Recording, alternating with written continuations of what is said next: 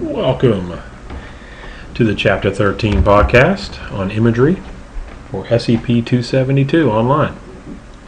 Dr. Z here again. Looking forward to talking to you a little bit more specifically about imagery, what exactly it is, as I'm sure many of you are already aware, but also what does the evidence say about whether imagery is effective or not, and also why does imagery work. There's several theories that you'll need to be familiar with it, and also some guidelines for integrating imagery into an athlete's practice. So let's go ahead and get after it. Well, what exactly is it? There's several terms that are used in the literature: visualization, rehearsal, covert practice, and mental practice. They all apply. It involves recreating an experience in your mind. And probably the most common misperception of imagery is that it's just a visual experience, and I think your textbook does a very good job of dispelling that. It really is a full sensory experience, imagery, involving emotions, smells, sounds, really to recreate it in high definition. And as you'll see from the chapter and from the podcast, the closer the athletes imagery picture, their mental experience is to the actual experience, the vividness, the controllability of it, the more useful imagery may be for them to actually as a training method. Whereas if athletes have a very unclear picture, it's black and white, it's fuzzy, then you wouldn't really want to use imagery as a tool, because it's not going to be very effective in training that particular athlete in the sport. So you want to recreate it, but also want to make it a very vivid, multi-sensory experience. So what does the literature say about imagery? Imagery combined with other strategies can have a very big impact on performance, and probably the biggest outcome is confidence. Is that when athletes that I've worked with, and also in the literature, they suggest that they use imagery so that when they show up at a competition and they've already seen what is going to happen in their mind, 10 times, 50 times, 100 times, they feel more confident and ready to perform, and therefore they have less doubt and less anxiety because their preparation feels ready and they feel in control. So they use it as a method to build confidence, to feel in control. And then the second part, this coping part, is that they'll use it to rehearse scenarios that may come up in their mind, so that then if it does occur, they have a greater coping kind of muscle. So their mental toughness is stronger because they've rehearsed this scenario that's going to come up that may occur: a change in weather, a change in the game climate, some bad call is made, or whatever they need to cope with. So they've already prepared for that mentally. Okay, it's barely even a blip on their mental radar. They just keep performing. So yes, the research is out there to suggest that imagery does work, but just like from Chapter 11, it only works when it's implemented systematically and in the proper way. So let's go through some of the when, where, why, and what of imagery. In terms of where athletes use imagery, they use it all the time, everywhere. Not only in competition and in training, but they're going to use it in their off. They're going to use it to go to sleep. They use it to prepare, and it is more commonly used in competition than in training settings. But when you're implementing a training program, an imagery training program, you would have them spending more time in their training period than you would actually in competition. So they might have it as part of their pre-shot routine. For example, as a golfer, they might have a 5-second blip of imagery, but they would be practicing it much more prior to that. Like in training, they might be using it 10 or 15 times a day, or on every single shot on the practice tee.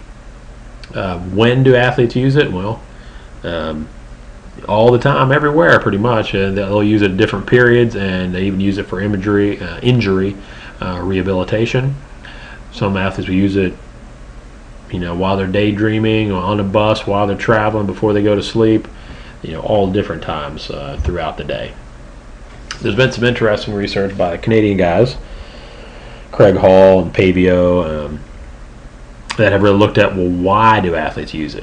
And they come up with two general categories. One, they use it for motivation, to get motivated for that particular event, to get excited about, to interpret that event as a challenge, and then also for very specific cognitive or general cognitive functions. So looking at the motivation and breaking down the categories, and they go into these definitions in the book, so if you're not getting it from the podcast, The motivational part would be mastery. So the general mastery would be seeing themselves perform in basically a perfect scenario, seeing the perfect swing, the perfect shot, the perfect race, the perfect match, seeing that come out in their mind. What's that look like? What's it feel like?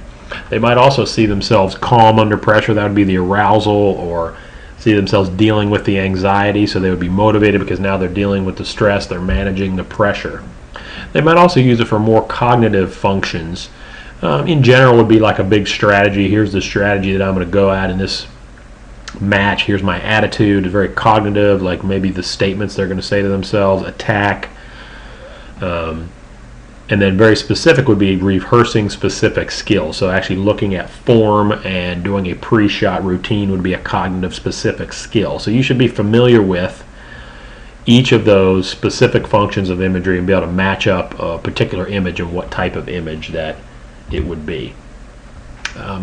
What do athletes image? Well, they have, as wild as the mind can imagine. They get the senses involved. They imagine surroundings. They should be able to recreate the entire situation, if possible, in as vivid detail as they can.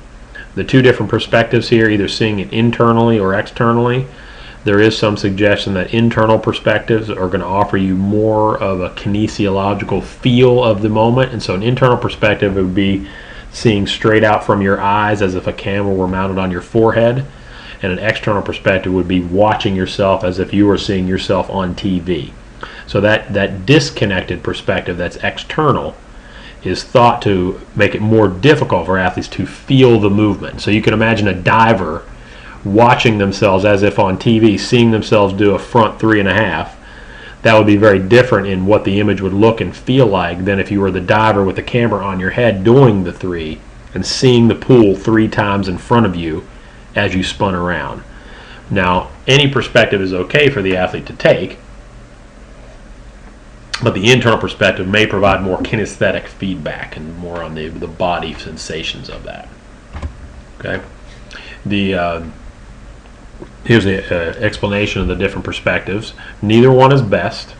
And I would say usually athletes kind of switch back and forth, and that's okay. So there's not one that you have to suggest, well, you should do it this way. You just see what's the natural path for the athlete and let them go. Let them go in that case. And so one of the things you'll do, as you'll see from an intervention standpoint, is you assess the athlete's imagery ability and see what their natural inclinations are, have them rate how clear it is, and what is their different perspective, and then you might have them try different perspectives out as well to see if they would consider that. I would encourage you guys to try this when you're doing your imagery exercises for your discussion assignments, to try them both with your eyes closed and with your eyes open. For many years, I did all of my imagery with my eyes closed. I had a difficult time. I didn't find the images to be very clear. But then when I did them with my eyes open, maybe just looking at a blank wall, I found that my imagery was really vivid and quite clear. So you might try them in both different ways when you're going through those exercises. The combination, as I mentioned before, whichever produces clear, controllable images that are vivid is the style that you would want the athlete to use. So it doesn't matter so much that they have to do internal or external. It's what's going to produce the clearest, most controllable images so that they can actually repeat that image and use it to train themselves so they can be more confident and feel like they can cope. A couple things affect whether or not imagery will be effective for athletes. The biggest result in the literature is that cognitive types of tasks, imagery is going to be more effective on, and this is across all kinds of domains, even outside of sports. So, let's take a very cognitive task like chess. Okay, it requires obviously very little physical skill to play chess. You need to be able to pick up a very light piece and move it a few spaces forward. So imagery in that case is tremendously helpful because you can see movements, see the movement of the entire board, and it would help you plan a strategy and attack and visualize moves as they occur. And that's true here. So like a cognitive task might be in a football quarterback selecting a particular receiver out of a complicated defensive set, multiple receiver set. They're going to then visualize what's going to happen against a particular defense and have to make a decision. So that particular decision and how quickly they make that decision as a cognitive task would be very useful to integrate imagery on. The skill level to perform makes a huge difference. Imagery won't be able to take a novice person and take them to an expert level of skill, but it's much more effective for someone who is at a high level to refine and improve their skill, because the physical component of it is more important than the mental component. All right, so even if the athlete cannot do the skill physically, but they might be able to see it in their head, that's not going to help them. They need to be able to do it physically, and then they'll be able to use imagery to complement that physical training. In every single case of sports psychology, the mental will complement but not replace the physical. However, if you have an injured athlete, or you're in the off season and you can't compete, or you're in a sport where you can't do more training, it would damage you, mental rehearsal, using imagery, is a nice replacement, because you're not getting the physical wear and tear. So something like you're using it to prepare for a weightlifting competition. Well, you can't just keep doing high sets and high reps for weightlifting, or you're eventually just going to injure yourself or tear your muscles apart. But you could do as many as you want in your mind, and it's not going to affect you negatively in your muscles. Okay, so that skill level and using it to complement what you're already doing physically, it can be very useful.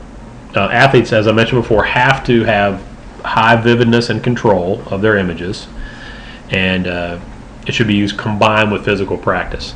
So there has been research out there that has compared what happens if you just physically practice versus if you physically practice something and you do imagery. And that scenario, when you combine imagery, is superior to physical practice alone in the research. And there is some evidence in injury literature to suggest that doing imagery versus nothing will actually help you reduce muscle loss and maintain some skill when you cannot physically perform the skill. So in injury scenarios, imagery by itself is probably better than no practice. But when you're capable of doing physical practice, imagery would never beat out the real deal. There are several theories that I want to go over that you will need to know that relate to how exactly imagery affects performance in a positive way. So let's go through each of these so that you're familiar with them. This is one of the oldest studied theories, and there's a great example in your textbook of a guy named Swinn, S-U-I-N-N, doing research on skiers, downhill skiers, as they image. So he actually hooked them up to ECG, I believe, and had their muscles hooked up to a machine to see what happens when in the muscle fibers when we go through imagery. And then he would have these elite downhill skiers go through their entire run. So they would go through a 2-minute run, and this particular theory was somewhat proven in that, is that when you are imaging, you actually get low-level activity in the muscles, in the neural pathways, just by doing the image in your mind, because your mind is recreating those motor programs. So it kind of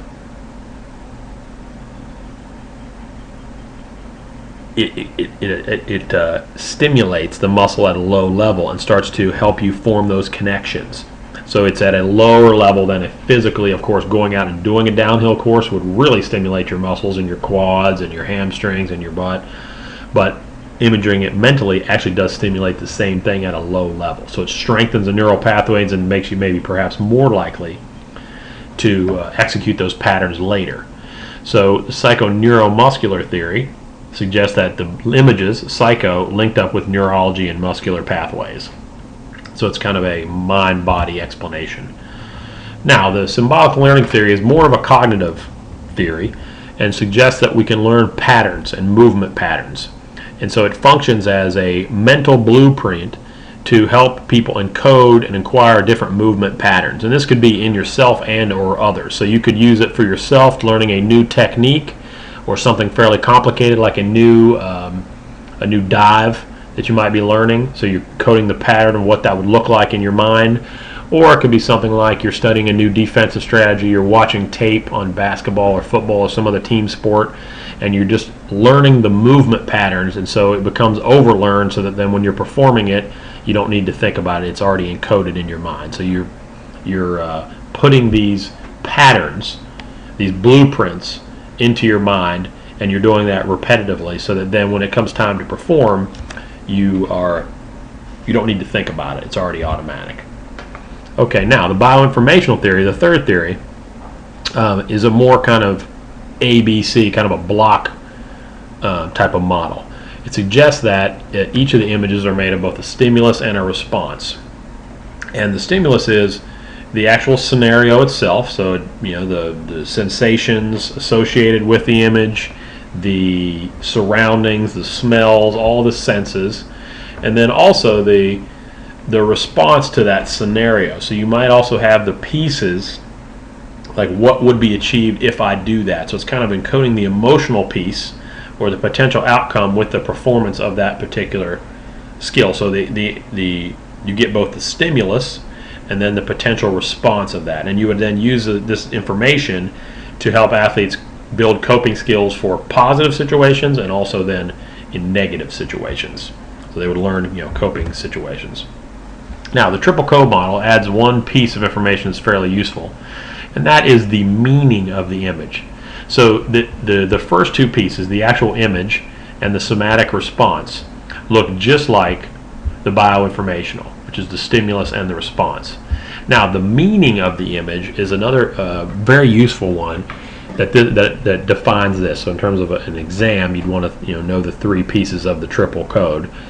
The image meaning would be, maybe the meaning of success in that particular event, or the meaning, what would it be like to really go out and fail or really struggle in that particular moment. And it would, there may be something that is encoded in that image that is disrupting an athlete, is really helping them, and so you would talk to the athlete and help them and try to help figure out what is the meaning of that particular image that they're having, and why is it that they have this recurrent image of choking under pressure, for example.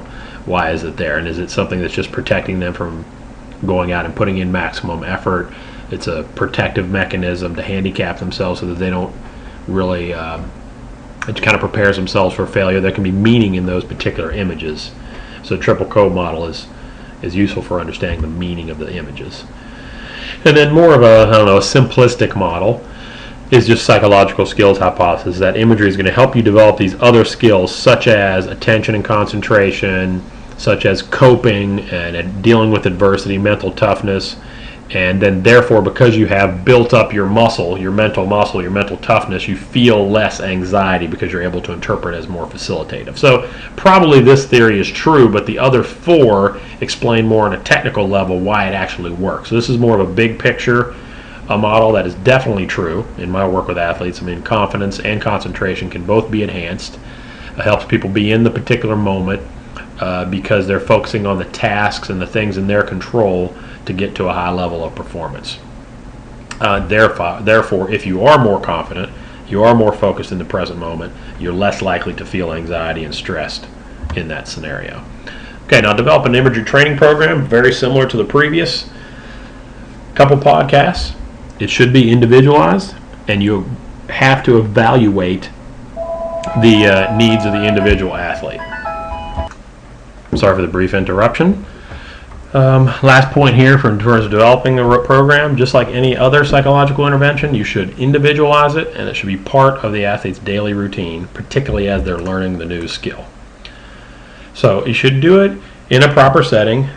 If you're going to develop an imagery training program, it's a little different than some other techniques here, and they have to have some sort of relaxed, passive attitude. And you should look at the elements of the relaxation response in your Chapter 12 to understand a precursor for effective imagery, because basically a relaxed state in a proper setting is a precursor for doing imagery, and usually in practice with an athlete they would have both pieces in their sport, in their session. So if I'm going to do imagery with an athlete, I would first take them through a brief relaxation exercise, then do the imagery, and then bring them back up to kind of a regular state.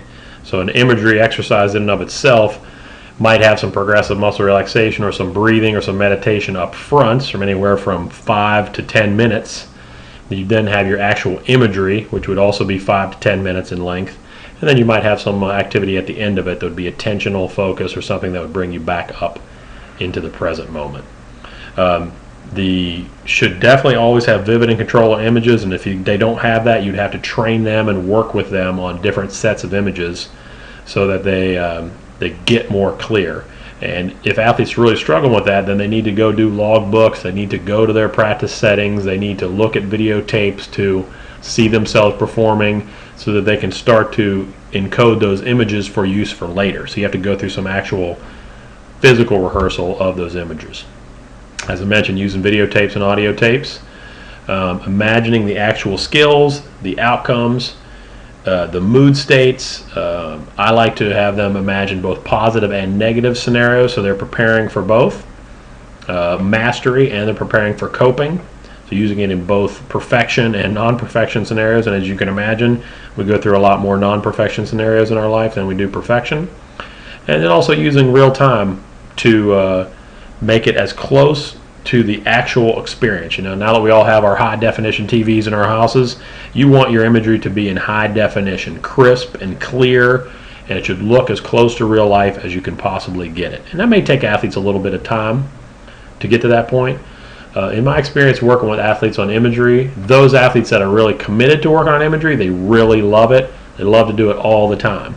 Other athletes who maybe don't see it as clearly, it's not a great intervention for them. They should just stick with relaxation skills and using that as their primary means, because it is harder for some athletes to have clear visual abilities. And I don't know exactly why. Could be genetic differences in the brain, I don't know. But a lot of athletes who really struggle with imagery and can't see things clearly, it's not going to be an effective intervention for them over time. Okay, now when to implement it? You don't need to do it in all of these, okay? But in general, these skills should be used and learned in the off season, okay? And then also used in breaks in action. So you could use it in pre-shot scenarios, pre-match scenarios, to basically in preparation. And then it could also be used to process a competition. Maybe you're doing a journal after a long run or a long race as a cyclist or as a runner. And so you go back and you kind of imagine maybe mistakes that you made, or your pace, or what was good about it, what was negative about it. And so you rewind that and you use that to kind of process for your journal as well. So I'd say more commonly it's used before a moment, but it can also be used afterwards in terms of processing that as well. And then in terms of recovering from injury, we do have a new class in sports psychology, SEP 425, the psychology of injury. I'm teaching that online as well. And imagery is a very useful component to add to a physical rehab program, particularly because the athlete is not physically capable of doing the activity. So it's a nice replacement that will help stimulate some neural activity when they can't do it. So it's a nice replacement. And also, an injured athlete has a lot of time to use imagery, that because they have to sit, they have to wait, they have to do e-stim, and they've got to do icing, and they've got to do rehab. So there's a lot of sitting around time that they can pop in their iPhone, they can pop in their iPod, whatever they have, and they can listen to a relaxation or imagery exercise. It's gotten a lot better in the recent years because basically every athlete has some form of technology, usually on their phone now. If not, they've got some sort of MP3 player or iPod, and you can just record them something on and email to them. They can listen to that covertly on the bus while they're rehabbing at home, and it's really easy for athletes to slip that into their routine. So just like any other psychological skill, you've got to individualize it. You've got to assess the athlete's strengths and weaknesses, and you've got to find a way for that new skill to fit in. It will take several months for athletes to use imagery effectively. Once they learn to use it effectively, it'll be easy for them to have a maintenance program after that. So the next few podcasts will focus on the rest of the psychological skills in the course, and I hope you have a better understanding of imagery as it's used with athletes. Enjoy the rest of your day.